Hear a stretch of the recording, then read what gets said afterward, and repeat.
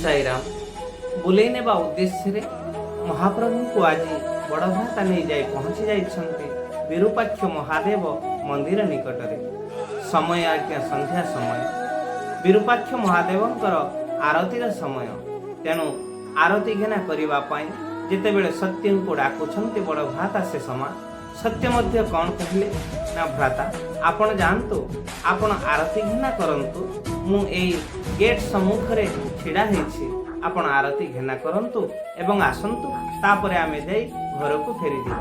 एमिति कही जेतेबेले बड़ भ्राता को पठे दैछन्ति मंदिर निकट को मंदिर भीतर को सेतेबेले जाई आरती घेना करिबा समय रे से समय कौन देखिले एवं देखि मध्य आश्चर्य होई गले।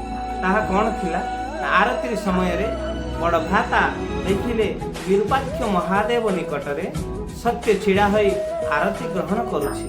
आश्चर्य होई गले निज नयन को विश्वास मध्य करि पारिले नाही एवं हठात आसी गेट सम्मुख रे देखंती तो सत्य मध्य गेट सम्मुख रे छिड़ा होई थांती। एमिति भीतर बाहर हेई थकी गले शेषरे मध्य विश्वास कले जे सत्य हेउछि लीलामय पुरुष सत्य हेउछि अंतर्यामी पुरुष।